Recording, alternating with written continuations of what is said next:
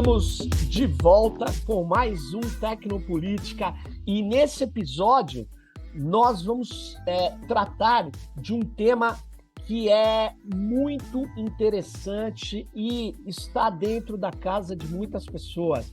A gente vai tratar dos smart speakers e também vamos falar de um conceito que foi trabalhado muito bem recentemente pelo Daniel Marques, que está aqui comigo. O Daniel, ele é professor da Universidade Federal do Recôncavo da Bahia e ele acaba de defender uma tese de doutorado fenomenal, né, que foi no programa de pós-graduação da Universidade Federal da Bahia, orientada pelo nosso amigo o André Lemos, e o Daniel, ele escreveu a tese que tem o nome Privacidade Projetada, Plataformas Digitais e o Sujeito Dado, um estudo de caso dos problemas contemporâneos de privacidade a partir do Smart Speakers.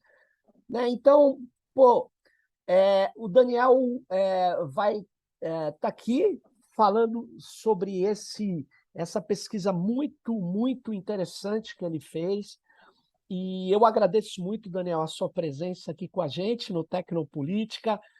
E vou começar logo de cara, para quem não está muito familiarizado, mas eu sei que tem muita gente que usa, né, esses clientes, essa tecnologia de assistência pessoal, residencial, que a gente chama de smart speaker, né? O Alexa e outros, né, que são, eu acho que os mais usados. O Alexa deve ser o mais usado no Brasil, e eu encontro muitas pessoas falando: Alexa, o que você acha de tal coisa? Alexa, toque uma música, faça aquilo outro.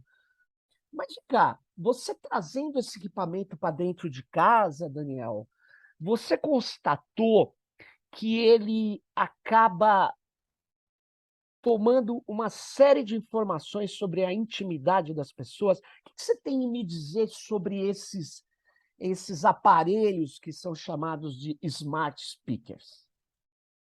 Nossa, em primeiro lugar, bom dia, né? Que a gente está Boa fazendo tarde, agora boa esse noite podcast. também. Ou boa tarde, boa noite. E agradecer o convite, assim, eu sou ouvinte, né? Telespectador, consumidor do Tecnopolítica, e é um Legal. prazer enorme poder estar aqui a convite do professor Sérgio Amadeu, tratando sobre esse tema, que para mim é tão interessante, tão importante, né? Afinal de contas, foi o tema da minha tese de doutorado, então é uma coisa que é muito cara para mim. Assim, é uma pergunta muito instigante, Sérgio, assim, porque durante todo o processo de desenvolvimento da pesquisa de doutorado e do doutorado como um todo, eu, em conjunto com o professor André Lemos, a quem eu aproveito para, né, deixar muito evidente aqui toda a influência e participação dele no desenvolvimento dessa pesquisa, né, e na análise dos resultados e nos próprios nas próprias conceituações que a gente chegou ao final desse trabalho. A gente sempre se deparou com essa questão, assim, né? O que acontece quando você tem um smart speaker dentro da sua casa, né?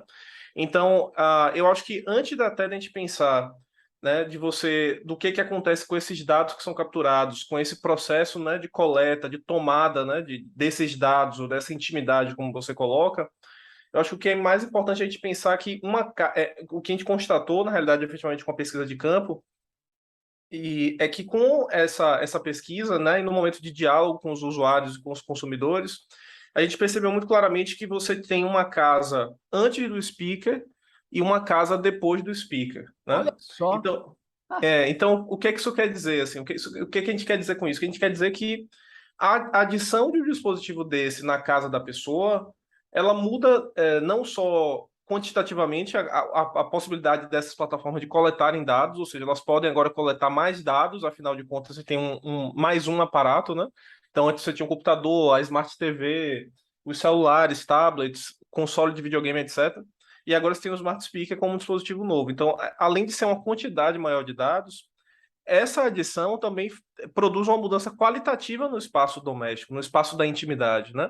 Porque agora você tem ali novas capacidades de realização de ação, tanto ações das mais ou menos rebuscadas ou complexas possíveis, né? Como você pedir para Alexa tocar uma música, ou pedir para ela fazer uma brincadeira, ou pedir para ela ligar a luz do seu quarto. Tudo isso. Então a gente tem digamos assim, uma ideia de casa e uma ideia de sujeito antes e depois do momento em que ele se conecta com esse dispositivo. E isso é muito importante porque no momento em que acontece isso, a gente consegue perceber que a própria noção de intimidade e de privacidade, que é o tema central da tese, também vai se ajustando e se modificando de acordo com essa nova realidade, né? Uma realidade que, como a gente vai argumentar na tese, ela é majoritariamente prescrita, ou seja, agenciada pelas plataformas digitais através dos seus programas de ação, do design desses dispositivos e de uma série de outros instrumentos, né, de estratégias que envolvem marca, que envolvem, enfim, legislação também em alguns momentos. Então, acho que o que é importante é pensar isso, assim, não é só o fato de agora você ter. A gente usou essa analogia no momento da defesa, não é só agora que você não só convidou o vampiro para dentro de casa, sabe? Aquela coisa de que você tem que autorizar o vampiro a entrar na sua casa, ele tem que ser convidado. Você não só convidou, como esse vampiro mudou a sua casa, entendeu? Mudou sua casa, mudou quem você é, mudou a sua ideia do que é íntimo, do que é privado, né? Então isso é uma coisa importante. Isso é muito. Eu achei uma descoberta, vou falar assim, né, que você faz na sua tese, que é muito interessante, que é quase que essas corporações, né, que produzem esses aparatos, a Amazon, o Google e outras, né, eles acabam, então, não só criando um aparato, eles criam uma concepção de privacidade que a gente vai incorporar. Isso é muito doido, né? Porque na verdade, uma análise mais simplista diria: ah, não, eles não estão nem preocupados com isso, não. Mas eles têm Não, uma pelo contrário. preocupação, né? É, Eu achei isso uma aquisição é uma descoberta fenomenal que você faz, né? Você joga luz nesse fenômeno, né? exatamente, assim, essa noção de uma concepção de privacidade específica é muito importante, né? Porque, assim, a literatura e o campo, né, de pesquisa sobre privacidade e vigilância já tem demonstrado, né, historicamente, e eu acho que principalmente, assim, pós Google AdSense, que talvez tenha sido a grande virada de É, chave, né, nesse processo, é, que a própria Zuboff fala que é naquele ponto ali que nasce alguém, né, instala acende uma lâmpadazinha na cabeça de um executivo e fala, putz, tem muito dinheiro aqui, né? E o que é que acontece nesse processo é que, assim, existe uma incompatibilidade entre o modelo político-econômico dessas plataformas digitais, dessas grandes empresas, dessas big techs, etc. E isso é incompatível com as noções de liberdade e privacidade que a gente tem estabelecidas canonicamente, né? Porque não tem como eles faturarem, não tem como eles colocarem em movimento esse mecanismo, né? Essa máquina de produção, de coleta de dados, de previsão de comportamentos, de modulação de comportamentos, né? De afetação de comportamentos. É, se a gente fosse cumprir, digamos assim, de maneira plena ou mais ou menos satisfatória a forma como a gente gostaria de exercer liberdade e privacidade. Então, o que que acontece? Qual é o pulo do gato que as plataformas, né? O pulo do gato, assim, a engenhosidade maléfica ou maquiavélica, de certa forma, que as plataformas fazem, que na tese eu usei uma expressão que eu gosto muito, assim, eu acho uma palavra muito bonita no português, e eu fiquei muito feliz de poder escrever essa palavra na minha tese de doutorado, que é que é coisas de doutorando, né? Quando tá fazendo a tese de doutorado, a gente fica nessa maluquice. Que é a palavra prestidigitação. O que é prestidigitação? ah, Prestidigitação é o truque, né? Aquele cara que tá com o baralho e ele faz um truque e você não vê que ele pegou a carta, sabe? Aquele cara que tira a moeda do seu ouvido, aquele cara que, então, né, o sleight of hand em inglês. sim. Então, o que é prestidigitação? É você desviar o foco da pessoa que está sendo alvo daquela ação para você não mostrar para ela onde é que está acontecendo a mágica, né? Então, o truque do mágico é isso. O mágico ele distrai você porque a mágica está acontecendo em outro lugar, né? Então você acha que você tem que prestar atenção nas cartas, na mão, etc. E na realidade é a outra mão do cara que está fazendo a mágica e você não está vendo. Então, é o que acontece aqui, né? A gente, essa concepção de privacidade que a gente nomeou na tese como privacidade projetada, né? É, ela é um truque, ela é um truque de cartas, ela é um ato de prestidigitação, porque você precisa mostrar, você precisa capturar a atenção do consumidor, né, do sujeito, para um ponto, olha, seus dados estão sendo protegidos, a gente tem governança sobre seus dados, né, a gente atende a legislação, a gente atende a LGPD, a gente atende a GDPR, etc, etc, porque, na realidade, mesmo atendendo tudo isso, os dados ainda estão sendo coletados, os dados ainda Sim. estão sendo utilizados para fazer previsão de comportamento, os dados estão sendo utilizados para poder fazer maquinações X, Y, Z, etc, etc, né?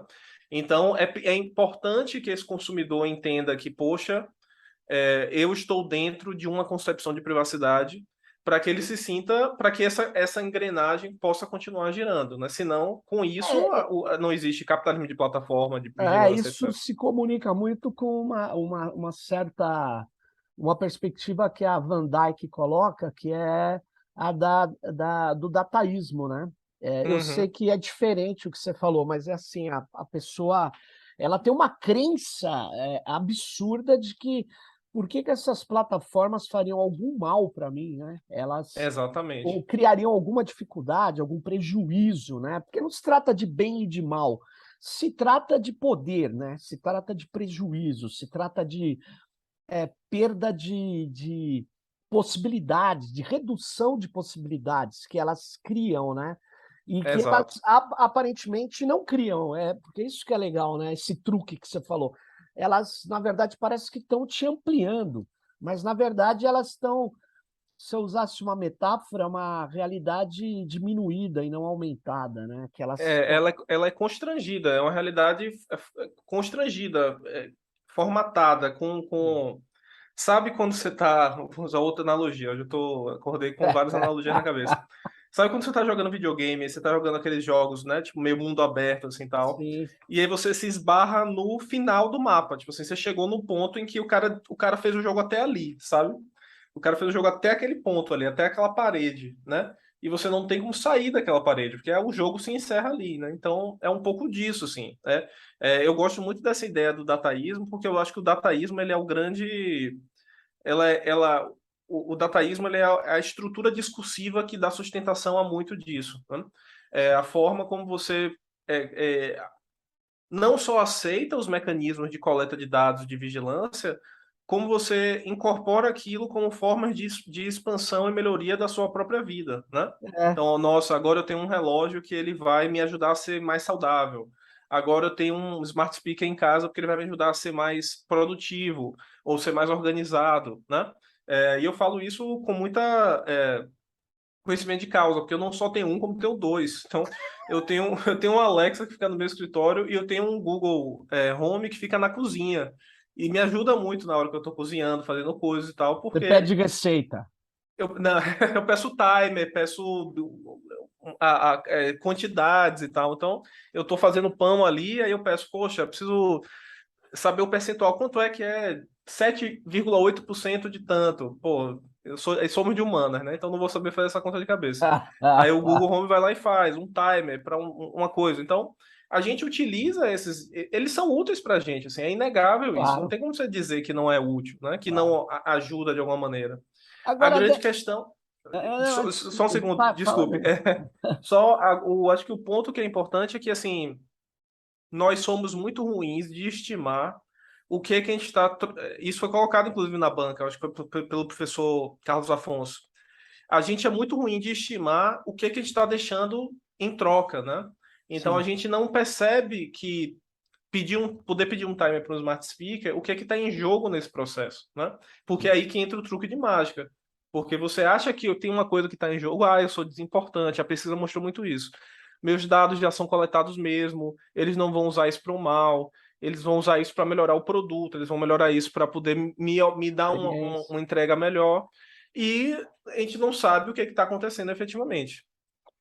Daniel, eu ia por esse caminho que eu ia te perguntar. Você entrevistou pessoas, né, que utilizam, né, esses aparatos, né, ou esse smart speaker, né?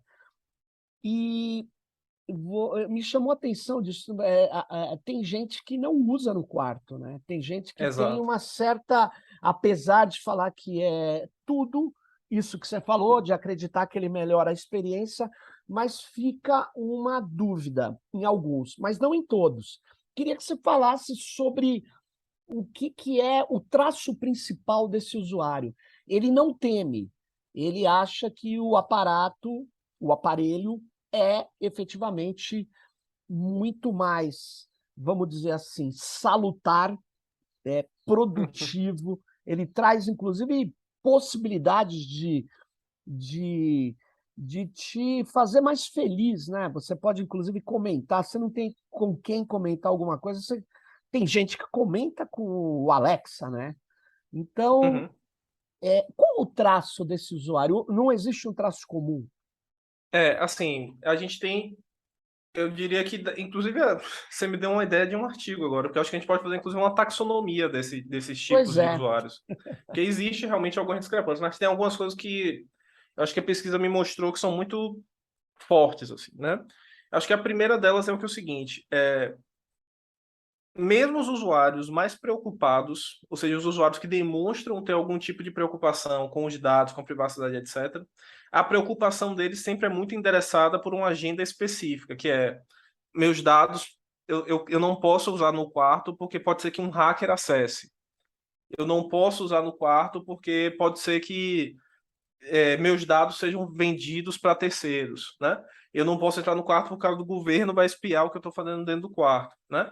Então, os usuários que demonstraram na pesquisa, tanto nas entrevistas quanto no questionário que a gente aplicou, as questões relacionadas à preocupação que eles têm são muito povoadas por um imaginário assim da vigilância, sabe? Da vigilância do panóptico, né? Sim. Do vigiado, do 1984. É Big isso, assim. Brother, Big Brother. Exatamente. O imaginário é bem esse, assim, né? É, e é uma coisa que é interessante também é que boa parte desses usuários eles se sentem no controle da interação, assim. Então, eles acham que sua relação de interação com o speaker está totalmente dentro do seu controle. Então, eles não veem esse processo que a gente estava comentando mais cedo, de que o speaker muda mesmo o ambiente da casa, porque ele afeta a rotina, ele afeta as práticas, ele afeta tudo. Os usuários tendem a ver o speaker como um objeto muito desinteressado, assim, como algo inofensivo, né? Quase um pet, assim, de certa maneira, né? A Alexa vira um pet ali, é uma coisa dócil, né? Uma coisa domesticada. E aí entra também uma questão relacionada a gênero, né? O fato de você ter às vezes, assistentes pessoais com vozes femininas, e isso está relacionado né, a outras estruturas de poder também que são colocadas, né? E a grande maioria desses usuários, eles têm em alguma medida, uma noção de que sua privacidade. Eles entendem que a privacidade hoje é uma questão colocada, né? Assim, é um dos problemas que a gente tem hoje em termos da nossa relação com a tecnologia. Só que eles se sentem muito resignados em relação a isso também, né? Então eles entendem que isso é um problema, digamos assim, como se fosse uma batalha perdida, né? Então para que eu vou lutar contra algo que pode me trazer um benefício se eu já perdi essa batalha antes, né? Se eu já tenho um celular que sabe o que é que eu fiz, onde é que eu andei, etc, etc, etc. Então existe também uma sensação de resignação no sentido de que, poxa, o que é mais um dispositivo para quem já tem vários dentro de casa, né? Embora seja interessante porque esses que não colocam no quarto, eles demonstram. Eu fiz um cruzamento de dados que era o seguinte: eu queria ver de que maneira. Eu perguntei para os usuários se eles sentiam ou não que eles tinham a privacidade ameaçada. E aí Uhum. depois eu peguei esse dado e usei como uma lente para analisar como os usuários colocavam o dispositivo na sua casa. Então a gente percebeu que os usuários que sentem que têm a privacidade mais ameaçada colocam menos no quarto. E os usuários que não sentem a privacidade ameaçada, ou seja, acham que está tudo bem, colocam mais no quarto, né? Então, essa própria noção, esse imaginário que essas pessoas têm de, poxa, já estou envolvido numa dimensão de vigilância tão pesada e tão avassaladora, esse imaginário entra também nesse processo de tomada de decisão, né? de você vai colocar onde, né? Como é que você vai domesticar esse dispositivo. Então, para alguns usuários, esse dispositivo ele é meio que mais um animal selvagem, digamos assim. E para outros, ele é mais um animal domesticado mesmo, assim. Então, tem uma diversidade aí dentro da amostra.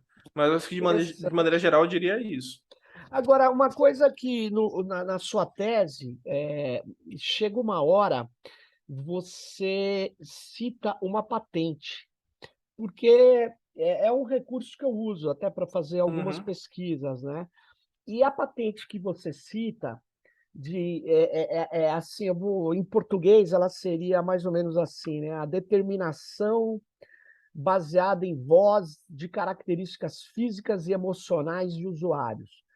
Bom, para quem não sabe, a patente é um documento que uma empresa ou um inventor inscreve, né, no escritório de patentes, que, uma vez aprovada, dá a ele um monopólio sobre o uso dessa tecnologia por 20 anos. E essa patente está lá, é uma patente que está sendo defendida, ou seja, e é curioso, né? Ela é uma patente que tenta extrair do, sei lá, da voz da pessoa, né, a característica emocional dela. uhum, Não estou dizendo que a Amazon está fazendo isso, que o Google está fazendo isso, mas eu estou dizendo que tem patente registrada disso e que isso pode estar sendo feito. Não estou dizendo que está, mas que pode. E isso coloca uma dimensão, que é o que, para mim, liga com o que você chamou de sujeito dado. Ou seja, quando esse aparato entra na nossa casa, do jeito que ele entra, para coletar dados, não só ele melhora uma série de performances nossas, né? Mas ele está lá coletando dados, né? Você até uhum, relata um caso nos Estados Unidos, né? Onde o cara pede os dados dele, que estavam com uma empresa, e o cara, quer dizer, recebe aquela informação. É muita coisa que está sendo coletada das pessoas. uhum, E tem vários algoritmos, né, que estão fazendo análises até de, não simplesmente de comportamento, mas tentar chegar mais fundo na pessoa. Essa pessoa que se tornou um sujeito dado. Tudo tem que se transformar em dado. Então, eu queria que você falasse, essa patente, você chega nela por quê exatamente? Porque você viu que isso poderia contribuir para confirmar que vários experimentos, como a professora Fernanda Bruno tem falado no Rio de Janeiro, que essas corporações fazem experimentos que a gente não tem conhecimento, porque são experimentos não tão feitos na academia, né, que estão publicados, que são transparentes, estão feitos com o objetivo de ganhar recursos, ganhar dinheiro, uhum. de lucro, né? Então, por isso que essa patente formaliza, de algum modo, essa ideia que nós somos uma torrente de dados cada vez mais. Eu acho que essa é uma questão excelente, assim, e eu acho que a ideia que a professora Fernanda Bruno coloca, né, de pensar a sociedade de plataformas como um ambiente laboratorial, né, ela usa muito essa expressão do laboratório, é muito fortuita para pensar isso, né, eu acho que é muito produtiva para pensar isso. No nosso caso aqui, a dimensão dessa patente, né, então a gente estava no processo de tentar entender, né, como é que está desenhado esse cenário e aí a gente chegou nessa patente, né? E eu acho que essa patente ela se tornou um exemplo muito interessante para poder demonstrar, né, isso que a gente passou a chamar como sujeito dado, né? E aí também, obviamente, eu vou aproveitar para, de novo, acho que isso nunca é demais, reforçar, né, o papel e a influência do professor André Lemos nesse processo, né, essa percepção, né, e essa sacada do sujeito dado foi muito, né, da orientação dele, assim, então ele jogou essa bola para mim, e a gente foi fazendo esse trabalho em conjunto, então eu devo muito a ele, inclusive a própria nomenclatura, foi ele que sugeriu. Sou péssimo com nomes das coisas, então ele foi um excelente nome. E então o que a gente percebeu, né? Então, nessa patente é muito interessante, eu abri ela aqui só para poder falar com bastante precisão. Nessa patente você tem a situação de uma moça que ela fala com a Alexa, e aí na fala dela, na patente, estão colocadas algumas características, né, como tosse, coriza e tal. E aí a Alexa entende que ela tem algumas características físicas ali que caracterizariam uma gripe, né? E aí a Alexa fala para ela, você não gostaria de pedir um remédio para gripe, né? Vai ser entregado em menos de 1 hora, né? Aí a pessoa, isso seria ótimo, obrigado. E aí a Alexa faz o pedido lá e entrega para a pessoa. O que está em jogo aí, né? Qual é a questão que está colocada aí? No momento, e aí esse é um problema que os usuários não percebem, né? Que a gente viu isso na pesquisa. A partir do momento em que você fala com o speaker, você fala alguma coisa para a Alexa, para o Google, etc. A sua relação com a plataforma ela não está encerrada só ali, né? Então você fala alguma coisa, esse dispositivo ele vai pegar o que você falou, vai ler aquilo, né?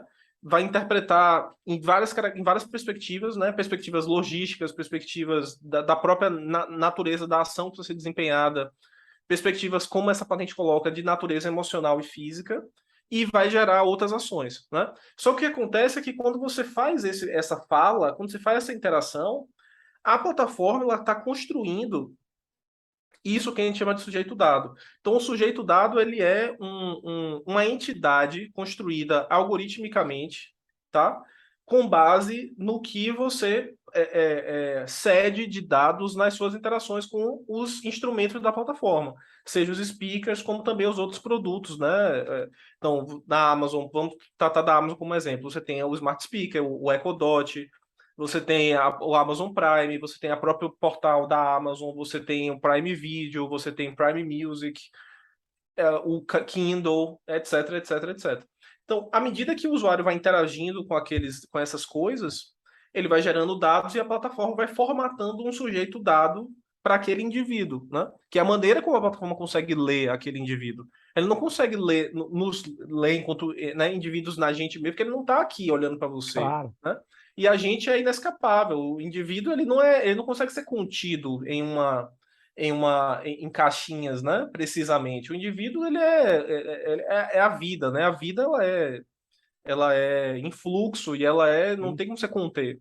Mas o sujeito dado é a estratégia de negócio da plataforma, porque ele precisa ter esse construto para que ele possa agir sobre esse construto, né? E a grande questão que a gente coloca é que nós não somos só o sujeito dado. Então, a gente não é só o que a Alexa entende que a gente é, que a Amazon entende que a gente é, mas a gente também é aquilo, né?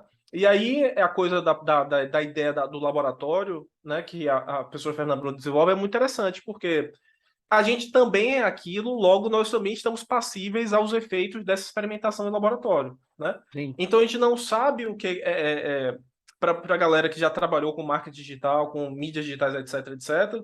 Eu trabalhei com isso por alguns anos e a gente fazia muito teste AB, né? O que é teste AB? Você ia lançar uma campanha e aí você tinha a versão A, a versão B, e aí você colocava aquilo por um tempo para ver o que performava melhor com os usuários e aí depois você optava por um pelo outro, né?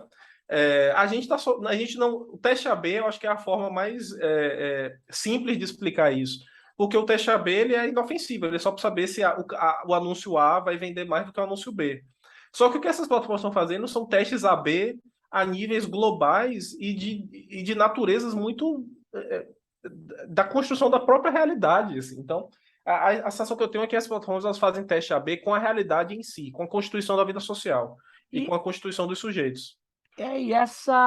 na verdade, então, ela está fazendo, uma vez que você disse, e você demonstra na sua tese, que quando esse aparato, esse dispositivo, esse smart speaker altera a casa, mas não altera a sua casa, altera o sujeito também. Ele vai Sim, criando vou chamar aqui de performatividade também, vai alterando todo o processo. Então, ele sujeita as pessoas, no sentido de sujeição mesmo, né? Ele vai. Claro que ele atende as pessoas, né? Claro que ele é bom para muitas coisas, mas ele vai fazendo parte da vida, né? Será que exatamente. daqui 10 anos essa pessoa conseguiria habitar uma casa sem ter com o smart speaker para falar? É como o carro, né? O carro não é indispensável para eu viver. Mas vai falar para tirar os carros da cidade. Você não tira. É um aparato sociotécnico que entrou de tal sorte que, por mais que tenha criado um efeito estufa, que tem impactos ambientais dramáticos, ninguém fala, gente, chega, vamos recuar, porque isso não é indispensável na nossa vida. Como não? É indispensável. Agora, se você parar para pensar, ele ajuda muito a gente, os deslocamentos, o transporte de coisas leves e pesadas, etc, etc. E não se trata de ser bom ou mal, né? Se trata de criar relações, de performar coisas que não existiam, de produzir. É muito interessante e eu estou pensando que isso vai mudar mesmo. É como ele começa a mudar a casa das pessoas e mudar a vida das pessoas, e a identidade das pessoas, por outro lado, vai sendo conhecida pela corporação. Tem um pesquisador, o Lippold, se eu não me engano, Chesney, que ele fala que a identidade nossa é móvel para essas corporações. Uhum. Ela vai se alterando.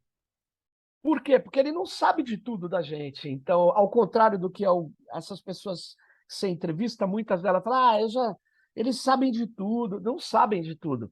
E eles vão sabendo, né? E eles vão falando, nossa, essa pessoa é diferente do que eu achava que ela é. Claro, o algoritmo não pensa, mas ele vai alterando o modo como ele interage. E isso gera uma alteração nos fluxos, né? E o Exato. sujeito dado interfere num outro tipo de sujeito que você qualificou, né? Exatamente. Então, desculpa. Então, o que é interessante é que assim, o sujeito dado ele é performativo também. O que isso quer dizer? Ele afeta a gente, como ele é parte da gente, né? Ele não é a gente integralmente, como ele é parte da gente. A delimitação dessa fronteira entre o eu, né? Que não existe fora de relações com coisas. Então, é importante colocar isso também, né? Até porque essa é a base epistemológica ontológica da tese, né? Sim. O neomaterialismo, a teoria Torres, então a gente entende que o eu, a gente é sempre eu em relação a coisas, né? Coisas me constituem enquanto eu, né? Eu gosto muito da expressão que o usa para caracterizar isso, que ele fala de fábricas de interioridade, né? Então, existem várias coisas que participam dessa minha fábrica de interioridade, né? Que vão constituir a minha individualidade, a minha subjetividade. Então, e o sujeito dado é uma delas, né? Não é a única, mas é uma delas.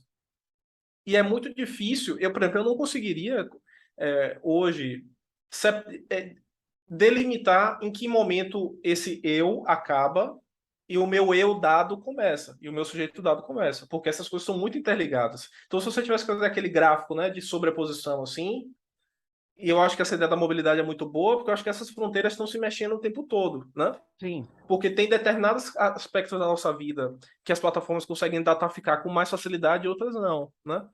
Por isso que a própria Zuboff usa aquela expressão da incursão. O que é a incursão?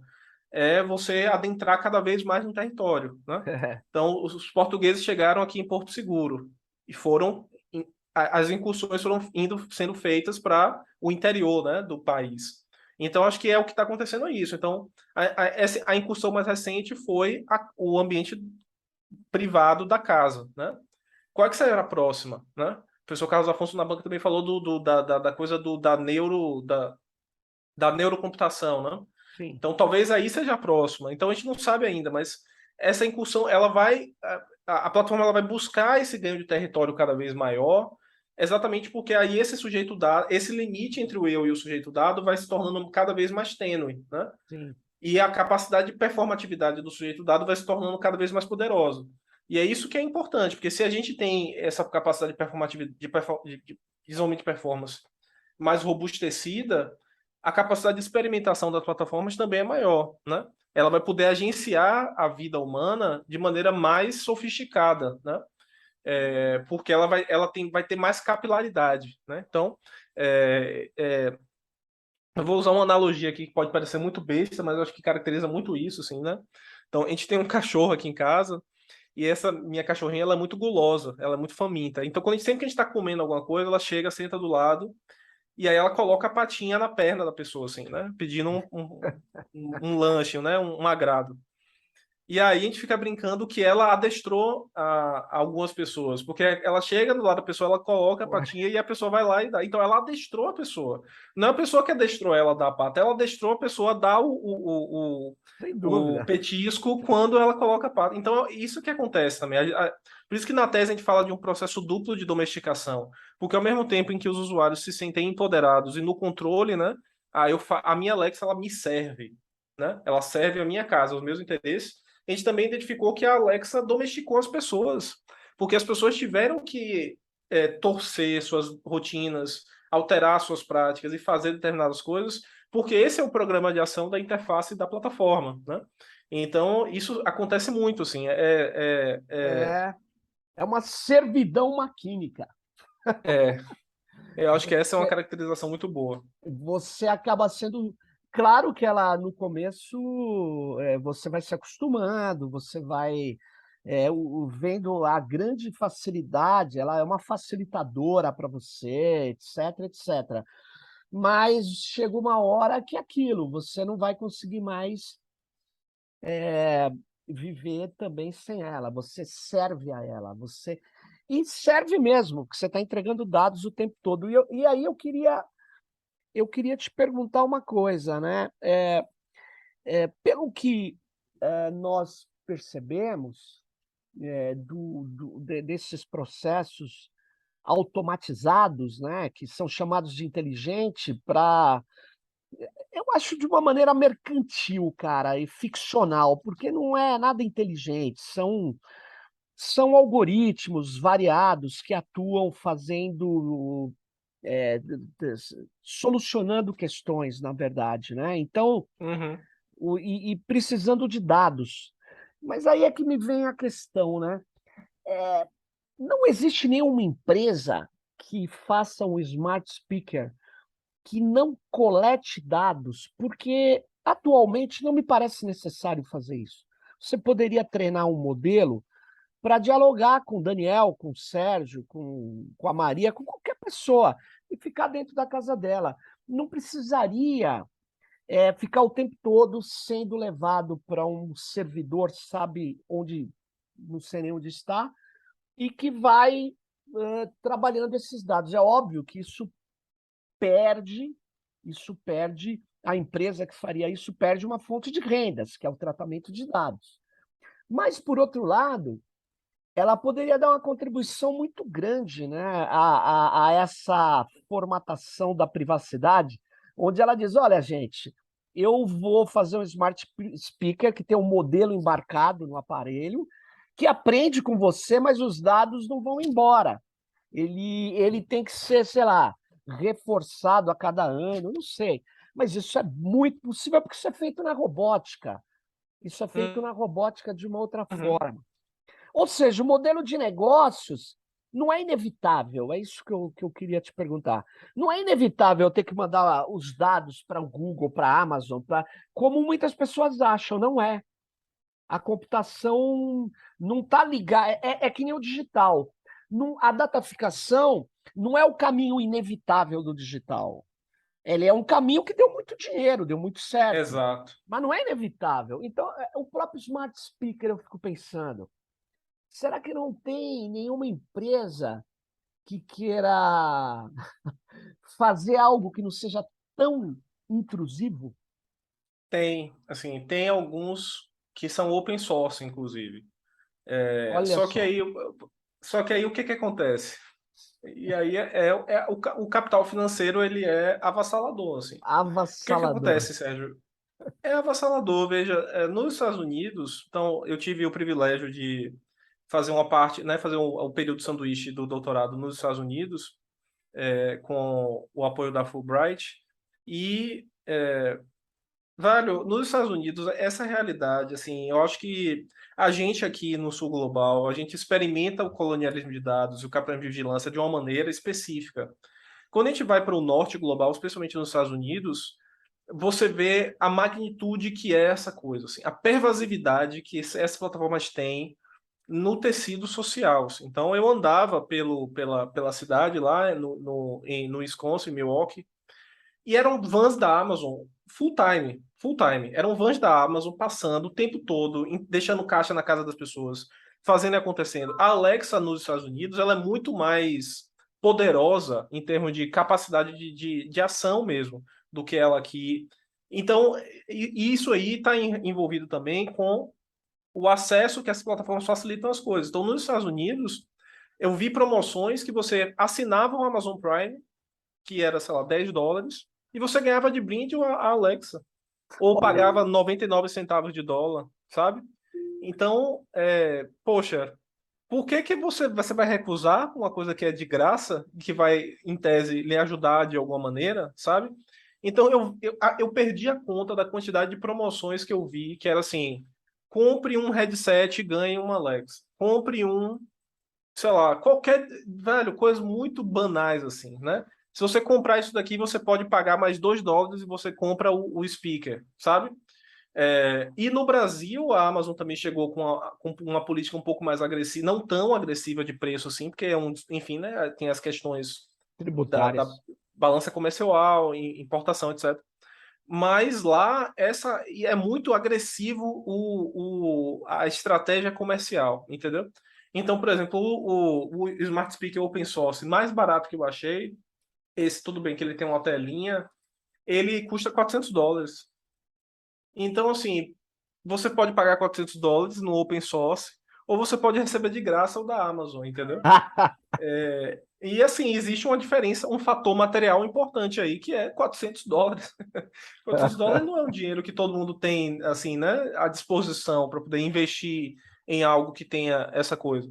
Então, acho que tem uma coisa que atravessa aí, que é a disponibilidade financeira que as plataformas têm de gastar, de queimar dinheiro mesmo para fazer essa realidade acontecer, né? Então, recentemente se falou muito sobre alterações na divisão da Amazon que cuida da Alexa para reestruturar, mudar, repensar o plano de negócio e tal, porque eles estavam percebendo que a Alexa não conseguiu se realizar de uma maneira que fosse lucrativa, né? Porque eles gastaram uma grana preta para poder, uma fortuna para poder montar a equipe, montar tudo, e não conseguiram encontrar assim qual é a mina de ouro, né, de dinheiro. Só que eles tinham essa grana para gastar, eles tinham essa gordura para queimar, entende? De Sim. dinheiro mesmo para botar e tirar pessoas do negócio. Então a Amazon faz isso constantemente. A Amazon ela prevê onde é que estaria um potencial concorrente e ela vai lá e tira do mercado, né? Ela faz isso com produto, com roupa, ela faz isso com sapato, é sério, ela faz isso, ela vê pequenos produtores começam uma coisa ali, ela, ó, eu quero comprar, você não quer vender, não, beleza. Então vou lançar um aqui igual, meu algoritmo vai privilegiar o da Amazon Basics e o seu vai cair do mercado. Então É isso. é uma dimensão predatória muito, muito, muito agressiva, assim. Então eu acho que sim, existem possibilidades, só que eu acho que as possibilidades não chegam nem a conseguir entrar na disputa, porque o mercado ele é muito brutalmente dominado por essas empresas. É E aí a claro. gente entra na dimensão do capital mesmo, assim, como um fator material É, incontornável. a sua agora a fala, Daniel, mostra claramente que esse tipo de tecnologia e de modelo de negócio está no coração dessa expansão capitalista, né? Nós estamos entrando num terreno que é o terreno de, vamos dizer assim, não é só da comunicação, não é só da logística, é o terreno, eu acho que de nos colocar completamente a serviço, estou invertendo também dessas plataformas. A necessidade que a gente vai ter vai ser cada vez maior. Então, mas é isso, né? É um poder descomunal, um poder econômico É, descomunal.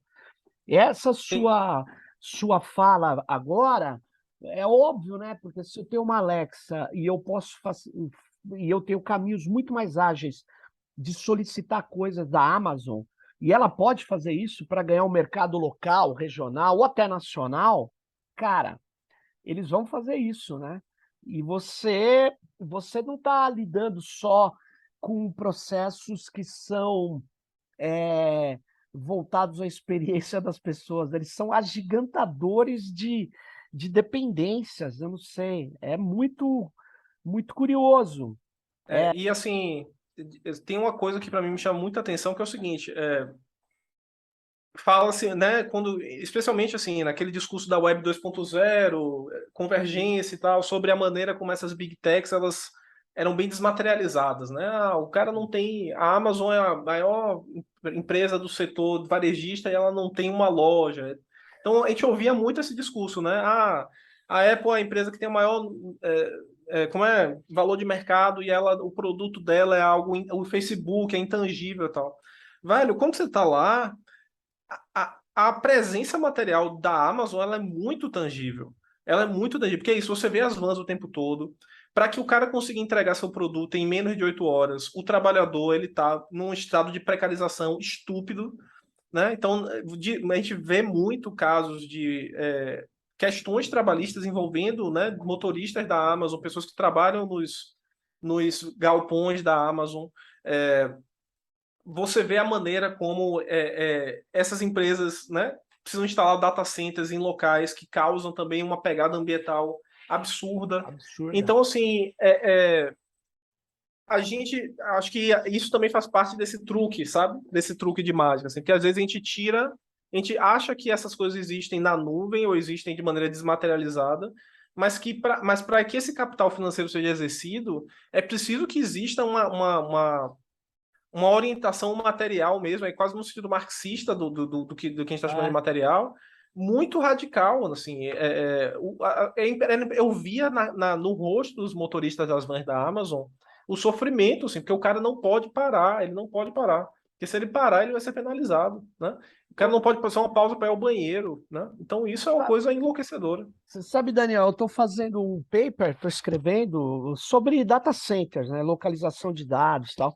E eu começo ele com uma coisa que você estava falando aqui, que eu falo da junção entre o neomaterialismo e o materialismo que é do século XIX, que é o materialismo, não é unicamente, mas no Marx ocupou um lugar muito Uhum, relevante. Porque esses materialismos, né, o neomaterialismo e aquele, eles se combinam quanto mais avassaladora é a presença das plataformas nessa mediação digital.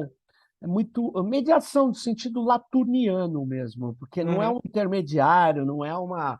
Ele é um gerador de, vamos dizer, de efeitos múltiplos e também sofre efeitos, óbvio, né? Mas ele ele está criando situações, está criando implicações. Ele não só está transportando coisas que ele não desenvelopa, ele está uhum. transportando e ao mesmo tempo dizendo, ó, você tem que pegar desse jeito, você tem que ser dessa forma.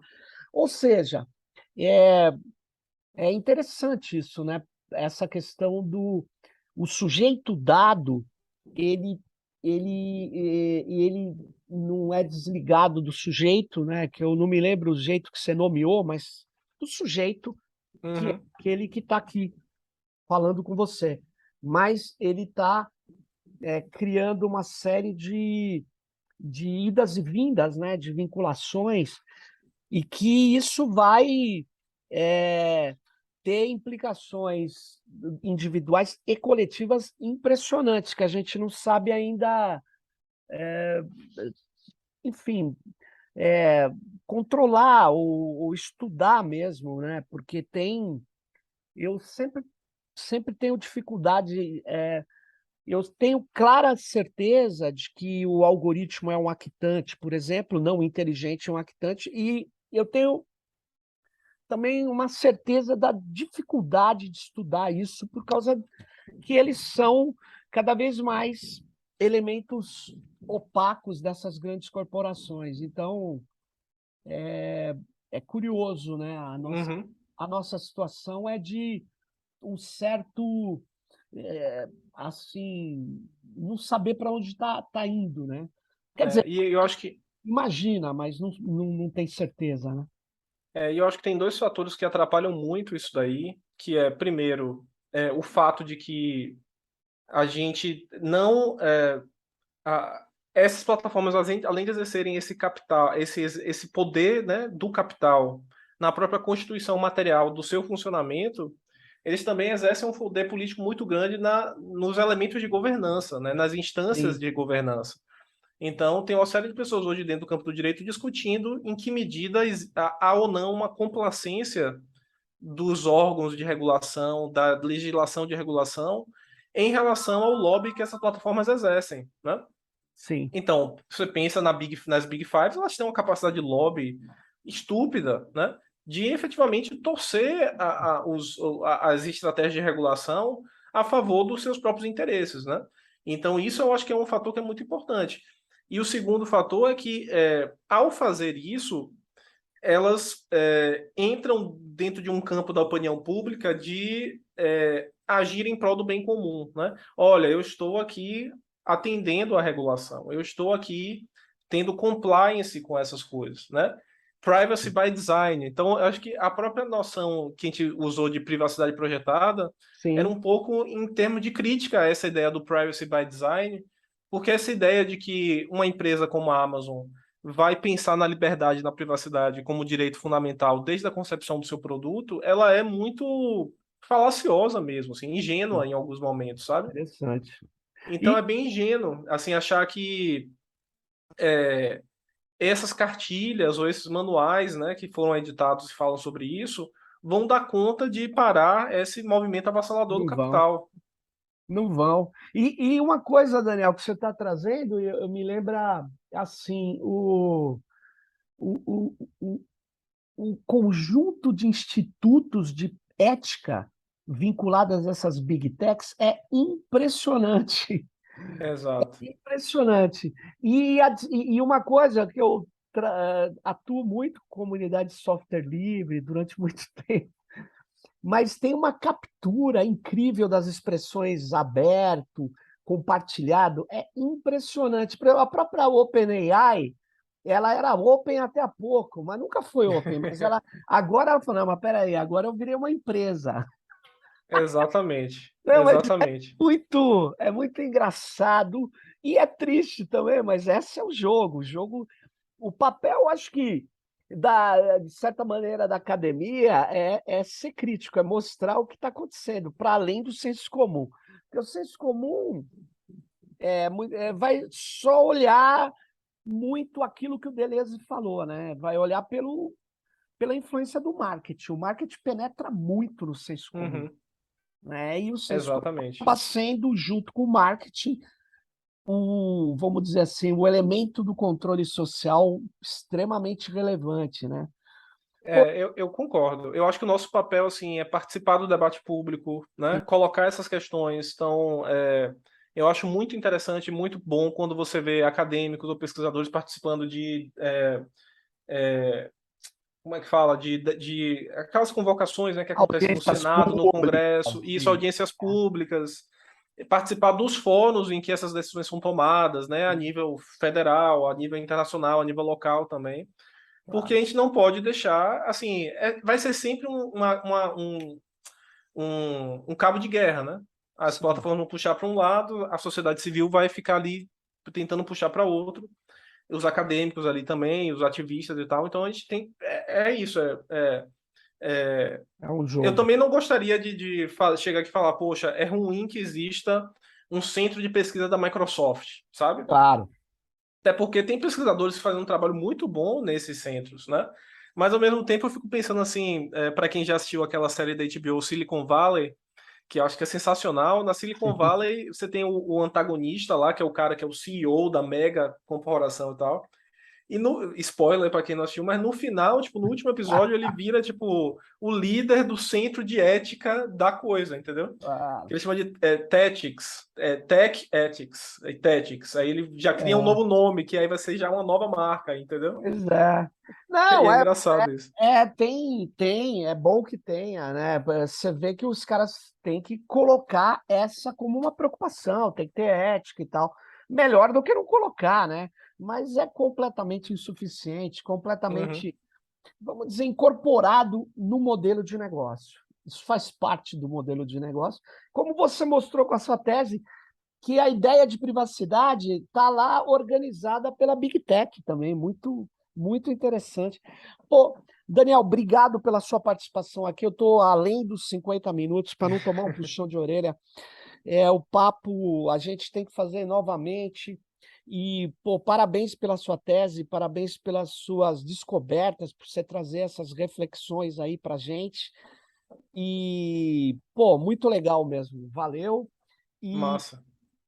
chama todas e todos que estão aqui, divulgar esse episódio, fazer um trabalho de dobrar o algoritmo, dar likes, essas coisas todas que acabam permitindo que pessoas que não estavam acompanhando Tecnopolítica acabam acompanhando, gostando e se beneficiando de informações, de debates que a gente traz aqui, sempre mostrando como, na verdade, os códigos, muitas vezes, e na maioria das vezes, trazem definições que são econômicas, culturais, políticas e ideológicas.